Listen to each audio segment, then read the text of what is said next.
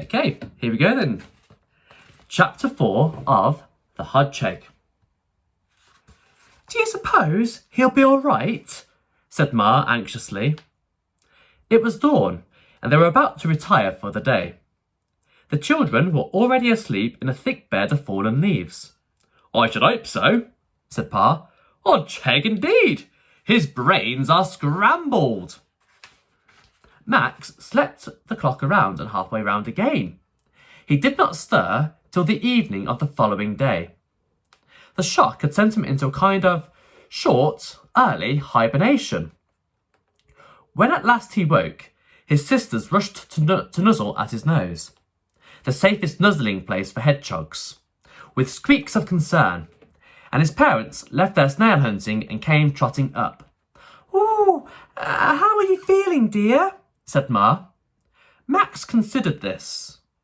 His headache was almost gone, and he was thinking straight, but his speech, he found, would still not behave properly. I'm a bit bitter, thanks," he said. You had a nasty knock," said Pa. "You need rest," said Ma. "Why not get back into bed? We will bring you some nice slugs."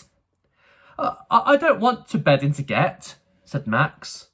"I feel quite wake-a-wide. In fact, I feel like walking for a go." Pa took a moment to work this one out.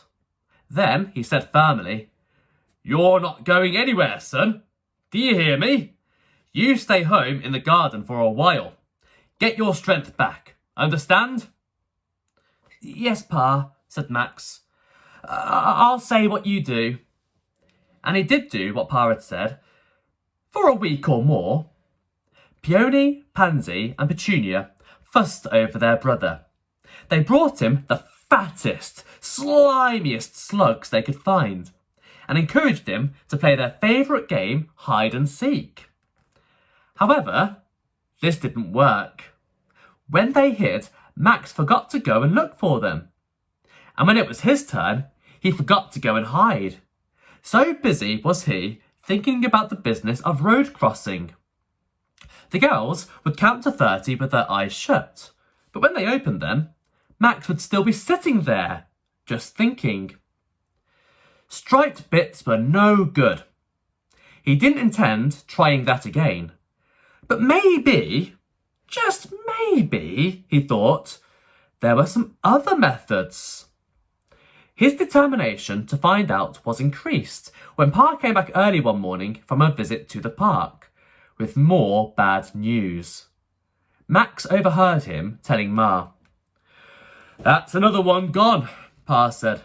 "Oh no, not a relation," said Ma fearfully. "No," said Pa. "Chap from number 9A, just up the road. I didn't know him well, you understand, but he always seemed like a decent sort of hog. He was crossing just in front of me, not 10 minutes ago. Misjudged it. Motorbike got him. He leaves a wife and 6 kids behind." That evening, Max waited until he was sure that Pa was out of the way, in the garden of number 5B. The people in 5A always put out bread and milk for Max's family, but the people in 5B often provided something much better for their hedgehogs. Tinned dog food. Every evening, Pa crept through the dividing hedge to see if he could nick a saucerful of munchy meat before his neighbour woke from the day's sleep. "Ma," said Max, "I'm walking for a go." Ma was quick at translating by now. Did Pa say you could go?" she said. "No," said Max, "but he couldn't say I didn't." And before Ma could do anything, he trotted off along the garden path. "Oh, Max," called Ma, "are you sure you'll be all right?" "Yes, of course," said Max. "I'll be quite KO." Once outside the garden, he turned left and set off up the road, in the opposite direction to his previous effort. By now, he was used to the noise and the brightness, and confident that he was safe from traffic as long as he did not step down into the road. When a human passed, he stood still. The creatures did not notice you, he found, if you did not move. He trotted on, past the garden of number 9A, with its widow and 6 kids, until the row of houses ended and a high factory wall began. So high that he would not have been able to read the notice on it beside the factory entrance. Max speed 5 miles per hour, it said. Max kept going, a good deal more slowly than this. And then, suddenly, once again, he saw not far ahead what he was seeking. Again, there were people crossing the street. This time, they did not go in 1s and 2s at random, but they waited all together. And then, at some signal he supposed, they all crossed at the same time.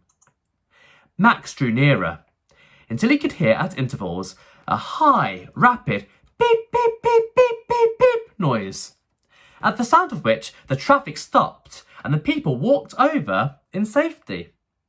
Creeping closer still, tight up against the wall, he finally reached the crossing place. And now he could see this new magic method. The bunch of humans stood and watched. Just above their heads, a picture of a little red man standing quite still. The people stood quite still too. Then suddenly, the little red man disappeared, and underneath him there was a picture of a little green man, walking, swinging his arms. The people walked, swinging their arms, while the high, rapid peep, peep, peep, peep, peep, peep noise warned the traffic not to move. Max sat and watched for quite a long time, fascinated by the red man and the green man. He rather wished they could have been a red hedgehog and a green hedgehog, but that wasn't really important, as long as hedgehogs could cross here safely. That was all he had to prove, and the sooner he proved it, the better. He edged forward until he was just behind the waiting humans, and he watched tensely for the little green man to walk again. The end of chapter 4. That was quite a long one today.